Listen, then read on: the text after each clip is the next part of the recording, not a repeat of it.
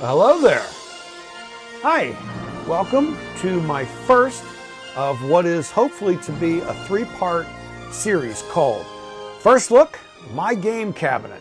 And this one is entitled Software. Now, I apologize. I haven't been doing many videos over the last many months, and the last one I did was called Hyperspin Introduction Updated. If you haven't guessed already, I'm building an arcade cabinet for myself. So I'd like to show you what I have been working on for the last, well, almost a year and a half. I started this project in late October, November of 2016. But before I start showing you anything, I would like to basically kind of give you some background of what led me to do all this. Let me take you back to the late 90s. I was introduced to this program called MAME, Multiple Arcade Machine Emulator. And what it does, it allows you to play the classic arcade games from the 80s. And I thought, this is great, you know? No quarters, I can play as much as I want. And then I discovered online that there are other emulators out there that play the Atari 2600, the 5200, ColecoVision, Nintendo, and it was like, I was really psyched. This is great, but my whole desktop was nothing but emulators, literally. I quickly became disinterested in emulators because dealing with emulators on a one-on-one basis, individually, is really cumbersome. Using your keyboard or mouse or whatever, you know, the A button does one thing in one emulator, but the space bar does something else in another emulator. So you have to keep all that in your head, and it was like, this is not for me. So I deleted all those files, but I kept them. And as I, got new computers, I just kept those files. But let's fast forward now. About 2014, I became aware of something called a front end. Now what that is, a front end takes all of your various little emulators and unifies them into a very nice, neat, organized, presentable menu system that allows the user to navigate the various consoles in your multi-arcade and the various games contained within. I said, oh, that's pretty cool. I'm excited about that. But I even discovered that there is a whole community of hobbyists, people who are passionately dedicated to preserving the arcade experience. Some of them will travel to auctions and conventions and buy old arcade machines to put in their basement. I would love to do that. Have a basement, basement arcade. I don't have the room. Some of them will take old machines that are broken, they will fix them up, restore them to factory condition. And some people who have the woodworking skills, they'll just tear out everything out of the cabinet, restore the cabinet, put in a new monitor, new control board, their own computer, take one of those front ends, and do a multi-arcade system. I'm like, that's really cool, but I don't have any woodworking skills. I mean, you give me a hammer and saw and nails, it would be a bloody mess really, really quick. So around late October 2016, I became aware of a company called Rec Room Masters. And what they do is they sell kits of arcade machines that you can put together. You put in your own monitor, you put in your own computer. They sell a beautiful control board, joysticks, buttons, trackball, spinner. You want artwork? They'll do it for you. Or if you have your own artwork, they'll put it on the cabinet free, as part of what the services that they sell. And when I saw that, light bulb. This is going to be my midlife crisis arcade game machine cabinet. I'm building one of these. One, because I've always wanted to have an arcade machine in my house. And two, it was a personal challenge to myself. Am I smart enough? Can I really do this? Can I put this together and make it work? That's what I asked myself. So in early November of 2016, I immediately started thinking about what do I want in my game cabinet? Obviously, all the old classic arcade machines, games. And I said, I want to do an homage to recognize that glorious period of the 70s and 80s, when the console systems were classics, all the way up to the 90s. And I thought about the systems that I was aware of or I had owned at one time or another. So I'm going to put those systems in there. Now, the whole point of me doing these videos is I'm not an expert. I am not a genius. I don't know. I'm basically muddling my way as I get along. But if you're thinking about doing your own game cabinet, one of the reasons why I'm doing these videos is to kind of give you little tidbits of advice that I ran into that might be helpful. So anyway, getting back to November, I'm thinking, okay, I need to get a front end. When I realized that, I didn't know it at the time, but I had no idea what I was getting into. Zero, nada, nothing. And as proof of that point, the first front end I downloaded was Maximus. It is not updated anymore, not supported. You have to buy it after 90 days. Otherwise, you can't use it. And when I tried to get MAME to work with it, didn't work. So no, I didn't buy it. Immediately, it went right out the window. So here I am, back to square one. I have to get a front end. Heard of this thing called Hyperspin. Okay, let's try that. I downloaded it, put it on my computer. I'm looking through the files. And again, I had no idea what I'm doing. Immediately, I turned to YouTube. And I started watching videos and tutorials. Now, first bit of advice to you. If you're going to build your own game cab, you want to join the following forums: Hyperspin, Rocket Launcher, RetroArch. These people on these forums are incredibly helpful. If you guys are watching, thank you so much for the help and putting up with this impatient old man on your forum. And secondly, if this fellow is watching, Austin, I want to thank you, because what you're about to see here would not have been possible if it wasn't for your tutorials. You want to subscribe on YouTube to Simply Austin's channel. This guy makes dozens of tutorial videos that for each system. So if you want to put this system in your game cab, he will walk you through and setting up. And what I would do is I would take my iPad, plunk it down here, headphones would go on, I would be watching his videos, hitting pause, then coming over here and doing what he told me to do. Because I'm not the kind of a guy that can sit there and read a book or read a tutorial manual online and go, oh, I know how to do that. No, I don't. I've got to be shown how to do it. So Austin, thank you. So here I am. I'm getting on my way. I'm starting to get this thing together. And quickly thereafter, I realize I need to buy one of these. This is an external hard drive. Why would you need an external hard drive? I have multiple hard drives in my computer now. Well, your virus coverage might read Hyperspin as a false positive virus and eat everything you've worked on for the last 3 weeks. Buy an external hard drive. It will save you a lot of headache.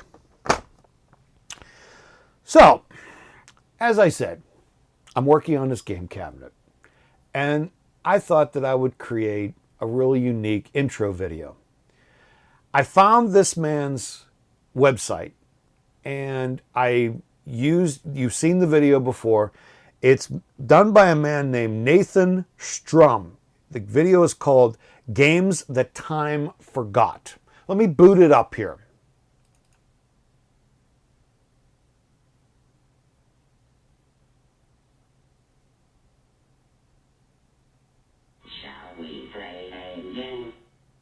Little homage there to Tron and War Games. And the music, of course, is Tron Legacy. If you go on YouTube right now, you will see various versions of this man's video. And I'm no different. I just re-edited it in such a way, and I hit upon this version. I said, this is going to be my intro for Hyperspin. But it really does take you in a chronological order of an homage to all of the gaming systems from the 70s to the 80s up to the 90s.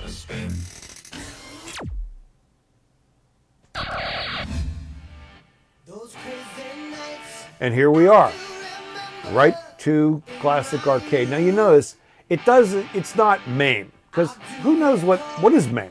Multiple Arcade Machine Emulator, but the user doesn't know that. So we all know what a Classic Arcade is.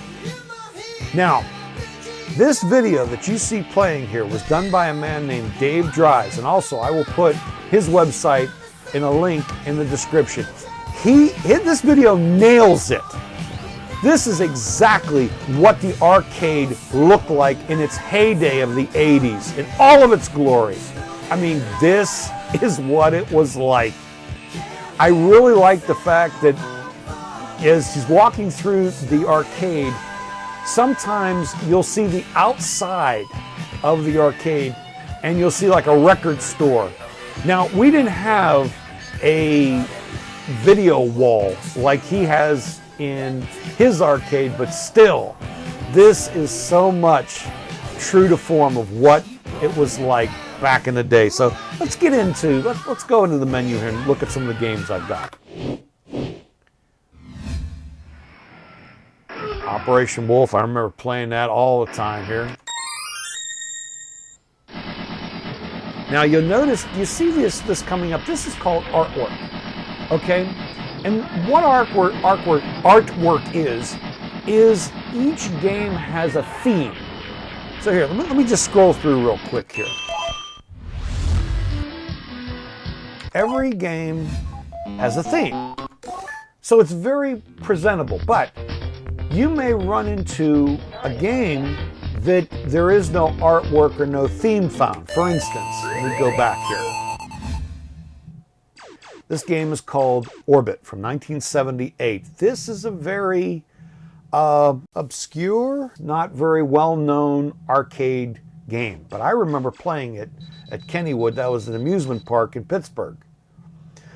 Well, I created this generic theme. And if you're going to take the time to put together an arcade cabinet, you want to have presentable themes for every game that you have. Now, if you can't find the artwork, the theme, Hyperspin includes software that you can make your own, free of charge. And all these themes that I've been showing you, they are also free of charge from Hyperspin's website. You can also check out EMU Movies or Rocket Launcher's website. Again, you can download stuff from them free of cost. Now, the one thing about my video capture software, for some reason or another, it won't capture the game. It captures everything else. Here you see a nice little bezel, but it won't show you the game. I don't know why, but when we went to the arcade back in the 80s, there was no such thing as an LCD monitor. They were picture tubes, either 19 or 22, 25-inch picture tubes. And every picture tube had scan lines. LCD monitors don't have that.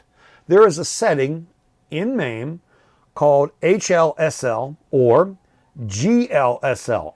Either one of them will faithfully reproduce the scan lines that you remember when you went to the arcade. The video, like the blooming effect, how everything looked really bloomy. HLSL will do that.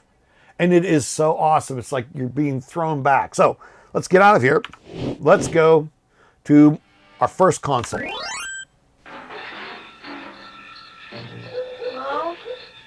Somebody out I found this commercial online, a website. You're able to download the commercials.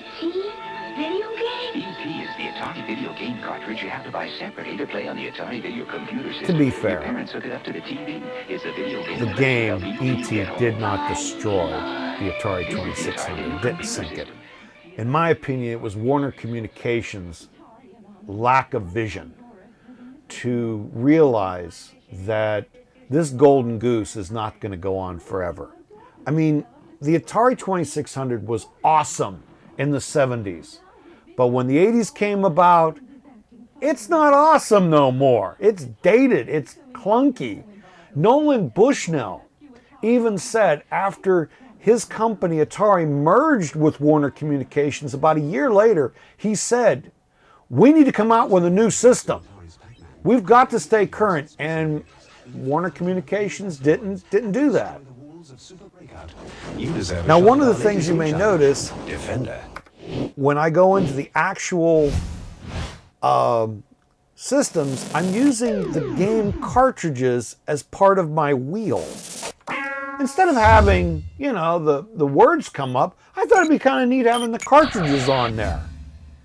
And you notice that I was able to find themes for all of the games on for the Atari 2600. Let's get out of here and let's go to the next system. Arcade players, get ready. The biggest mistake that Atari made when they came out with the 5200 was that the Atari 5200 didn't play the Atari 2600 games. People out there had massive libraries of games from their old 2600. And to discover that the 5200 wouldn't play those games really upset a lot of people. Now, the graphics were far better, and the game ports of the arcade hits looked a lot better. But they weren't perfect. Another thing that helped sink the Atari 5200, in my opinion, is the controller broke really easily. Now, I almost bought this system back in the 80s, but I ended up not doing it. Now, the emulator that I'm using is called Altera. I hope I'm pronouncing that right. If you go to AtariAge.com, there are a number of emulators that you can download. Cat 5200, I think, is one. I chose Altera because it plays all of the games that I want to play. Now, how I got Altera to work with Rocket Launcher, to work with Hyperspin, I have no idea, but I got it working, and I'm tickled pink that I did that. So let's get out of here. Next system. Tell me, what do you get when you add 2600 and 5200? You get the 7800. Yes, to correct their mistake, this system plays the 2600 games, but its sound wasn't the greatest because of the fact the 7800 used the same sound chip as the 2600.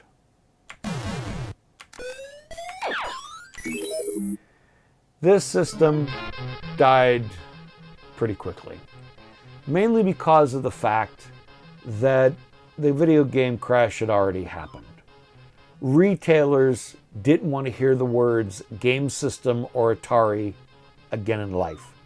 They took a bath when it came to when the 2600 finally tanked. And the 5200, when that went belly up, they lost a lot of money. Everyone did after the video game crash. So they didn't want to hear, video game system. The system, the Atari 7800, didn't come out. It was late coming to the party, and people weren't interested in this. So that's, I think, the reason why this failed.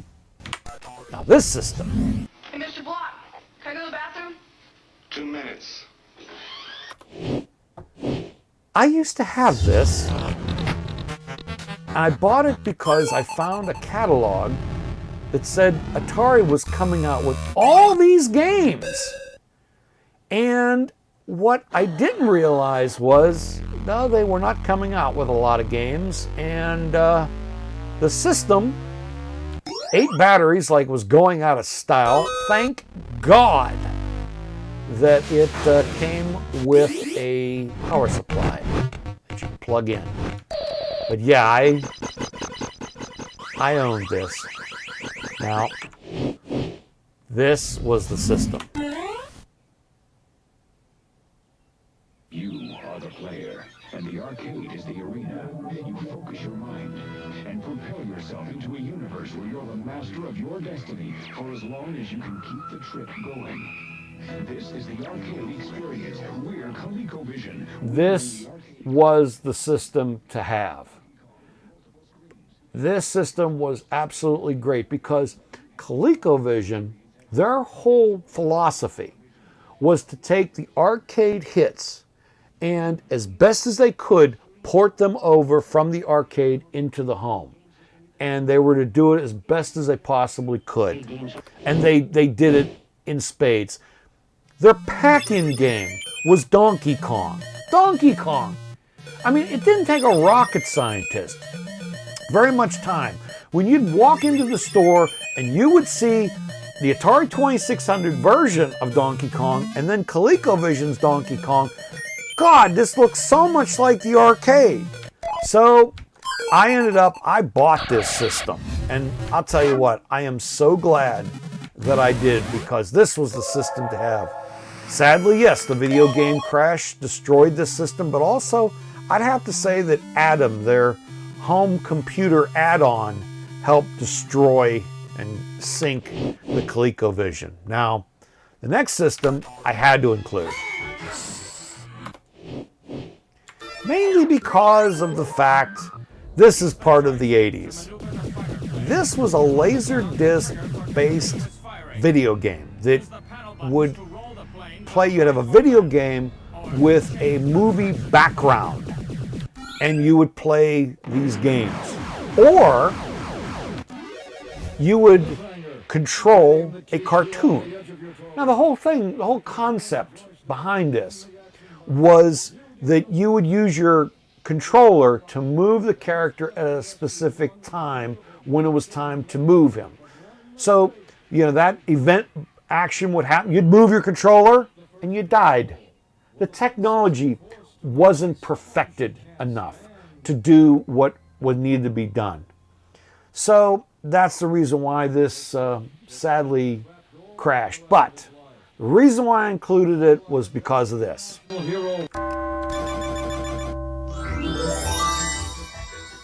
Dragon's Lair, a fantasy adventure where you become a You could not get through the 80s without hearing those immortal words, Dragon's Lair! So yes, I had to include this in my system. I'll try almost anything. So when Mattel Electronics asked me to compare their Intellivision games with Atari, I gave it a try. I compared Atari baseball with Intellivision and found Intellivision played much more like real baseball. Then I compared Atari football with Intellivision. Again, Intellivision played more like the real game. In my opinion, if you try them both, there's only one conclusion you can come to.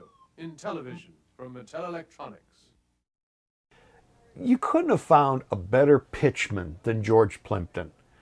Very classy, very astute, very upscale, authoritarian. If you compare yourself, you will see that Mattel Electronics and Intellivision is far better than the competition. Why would you and not want to buy it? I remember going over to my brother's house and playing this, and why it didn't beat Atari hands down is beyond me. But I had to include this because this is one system that I really, really remember and loved. Now, what's it like to play the Nintendo Entertainment? I had this, and I loved it. I remember at the time, my first wife, we went to a store, a toy store called Children's Palace, and we saw this system. And it was really inexpensive. I mean, it was like under $100. You get the two controllers, you get a game, you get the unit, you get a gun. And we bought it, and we had a great time playing with it. Well, the party went on for about 8 months until this came out.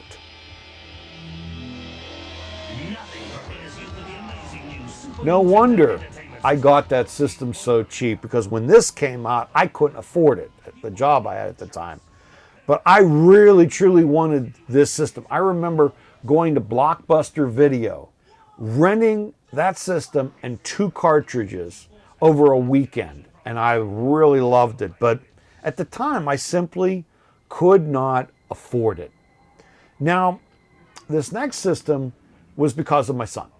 He comes up to me and he said, "Dad, when I was a little kid, we used to go to the grocery store called Giant Eagles, and they had this place that Mom would drop me off called the Eagle's Nest. And we would play." Can we include this in the system? Why not? I included this system in here mainly for one reason. It's got a great port of Space Ace and Dragon's Lair. Also, the games are pretty good too. Now, this next system was because, again, my son came up to me and said, "Dad, when I used to go to daycare, I used to play the Sega. Could we incorporate that in the game system? Why not include them all?"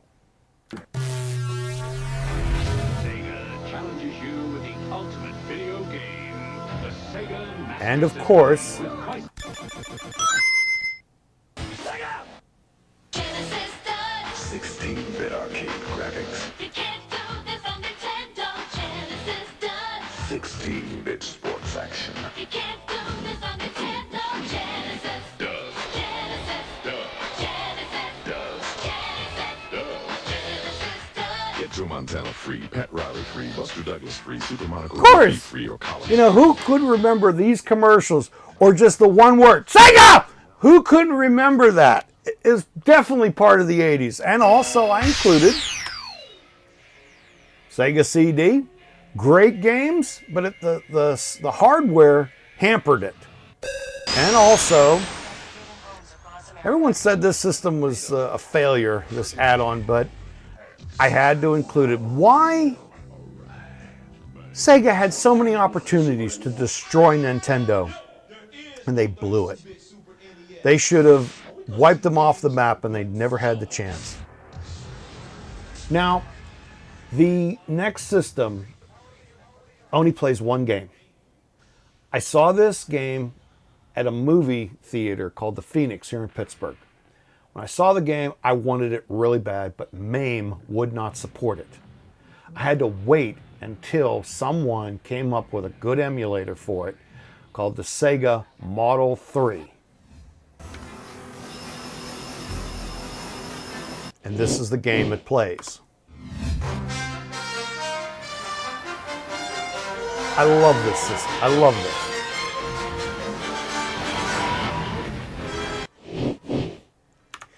Now, the next system again was because of my son. He got this for Christmas when he was really little. And we didn't see that boy for like 3-4 days. And the only time we saw him was like around dinner time. And that was it. That kid was playing PlayStation 2 non-stop for that many days. Well, PlayStation controllers broke, the unit itself, collapsed. So I took all the games that he had and I was able to dump them off into my hard drive. I'm using an emulator called PCSX2, and it really does a marvelous job in recreating and emulating the PlayStation 2 here. Now this system, I almost bought it. The Vectrex was a self-contained video console.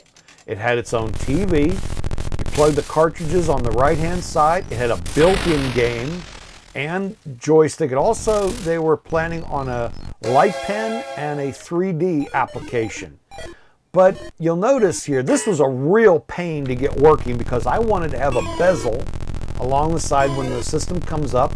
I also wanted to have, because the monitor is actually black and white. It was not color, but what they had was these overlays that as you put in a game, you put in the overlay, and that gave you color. Well, to get the bezel to work with Rocket Launcher, to get the overlays to come up for each individual game in RetroArch was a real pain in the butt. But I was able to accomplish that. This is like a little project, side project, on and off for like a couple of months. And like I said, this was one system I ended up almost buying. I look back at this system, I look at the Atari 5200 and the ColecoVision, and I have to say, I am so glad that I bought the the ColecoVision when I did. I eventually ended up selling it, but so anyway, as I said, I've been working on this for a long time. This, getting all these systems configured. And I started thinking to myself, something's missing, something's not right. So I started to think about the 70s. What it was like being a 13-year-old kid growing up. And I thought about, going over somebody's house and their big brother having a nice stereo. Back in the day, if you had a Pioneer sound system, you were God, okay? And your dad, probably, he had a Kenwood system. I mean, oh, my big brother, man, he's got a Pioneer sound system. Really? Can we check it out? No, man. If I touch it, my brother's going to kick my butt. So, like, the most that we could experience was, like, maybe getting a sound design or system or something. I remember in the late 70s, I was at a place called Zehrs, which is kind of like Hill's Department Store or Montgomery Ward. And they had this. Let me bring up a picture of this here real quick. This is from a Montgomery Ward's catalog from 1981. Check out that price. $239. That is stupid money. In today's money, that system would cost you about $650. That's more than a PlayStation. And this is what it did if you own one of these. It played AM, FM, cassette or 8-track or both, and a record player. But what made it so great was it was a light show. It was nothing more than a disco light show. When I saw it in the late 70s, I saw it with my mother, and I'm like, hey, Mom, can I have that for Christmas? My mom goes, oh, that would look so nice in your room. How much do they want for it? $179. What? Are you out of your cotton picking mind? Get the hell out of here. Your father would never allow that. Get out of here. I mean, it probably didn't play that much sound. I mean, it's speakers, like 4-inch speakers tucked up underneath. But this was stupid money back then to give your kids. And that's when it hit me. That's what I need. Why not put in a jukebox? But not just any jukebox, I said to myself.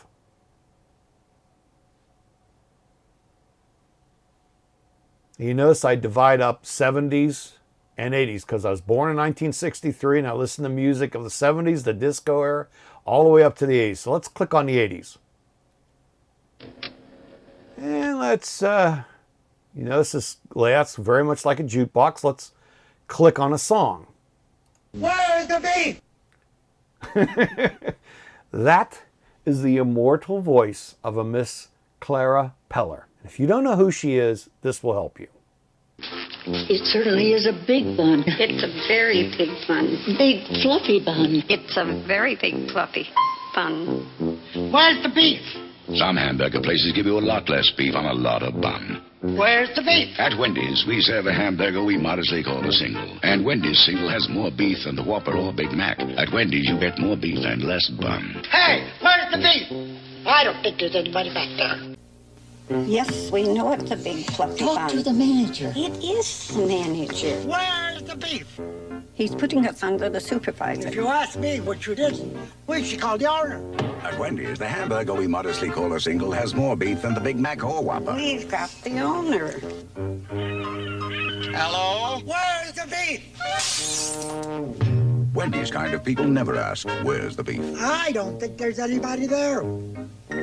I really don't.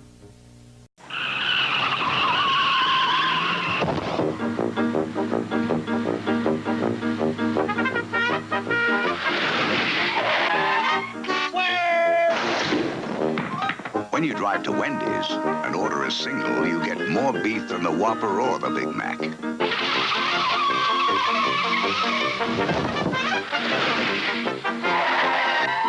Where's the... At Wendy's, you never have to ask, where's the beef? In 1984, the Where's the Beef ad campaign put Wendy's on the map. And Clara Peller became their #1 spokesperson. She was treated lavishly. She got compensated well from Wendy's for what she did in the commercials. She was given so many perks. She was given a card that she could take to any Wendy's and eat for free. She was held in that such high regard. But this happened. I found it. Real beef. It's in there in new Prego Plus spaghetti sauce with beef and onions. I really found it. Prego Plus with chunks of ground sirloin beef. Lots of beef. I finally found it. It's spaghetti sauce you can really sink your fork into with that homemade Prego taste. Try all 4 delicious varieties, including new Prego Plus with beef. Boy, did I find it. In 1985, Wendy's fired Clara Peller because of I Found It Prego commercial. But nevertheless, her voice is synonymous with the 80s, and I had to include it. So if you don't put a coin in my jukebox, you hear her voice. So let's coin up. And let's see here. You notice these MTV logos? Let's click on one.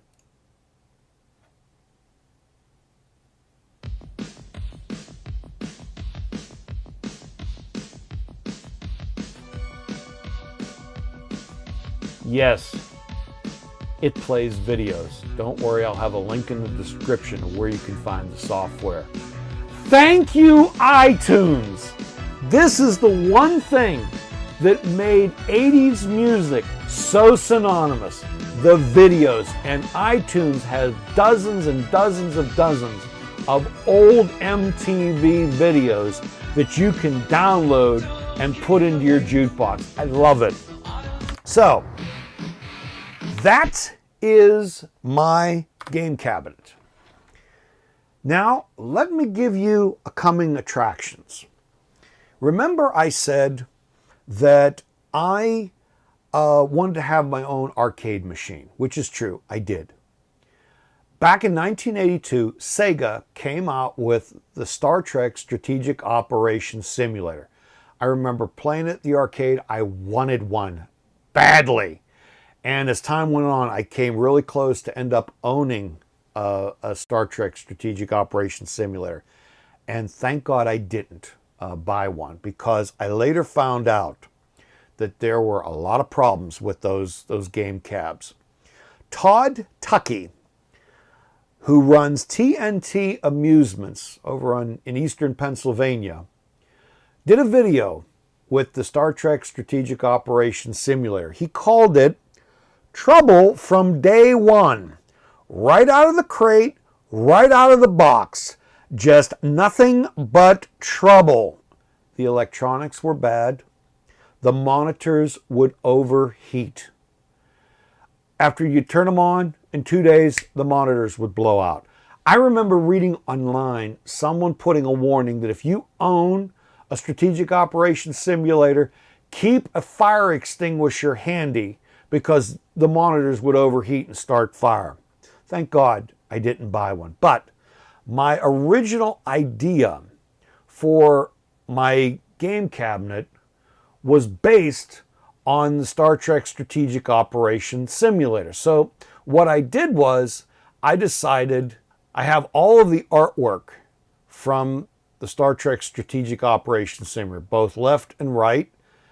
You see here I have the full screen artwork here that will very easily marry up to, and I was going to send this off to Rec Room Masters and have them apply that to my cabinet. I even have the marquee, but that idea just didn't sit well with me. I'm building a cabinet here that is an homage to classic gaming of the 70s, the 80s, the 90s. So I hit on a new idea. I call my cabinet Retrocade. I love the Star Wars inspired artwork here, you know, font. And I actually found this artwork online. I basically recreated it based on someone else's design. I changed it a little bit. Now, if you take a moment here and look really close, let me zoom in here. Recognize this? That's the logo from Fix-It Felix. And also, do you recognize this logo right here? That's from The Last Starfighter. I thought that would be just so cool to include that in my cabinet. Of course, Tron is recognized here. This is the actual control board, and a lot of homages to the various video games that are out there. And if you look real closely, there's Flynn from Tron, some homage to Star Trek, and from The Last Starfighter. That's what I have coming up next. What I have to do now is I have to get a computer. I'm going to have to get and put all those files into the new computer.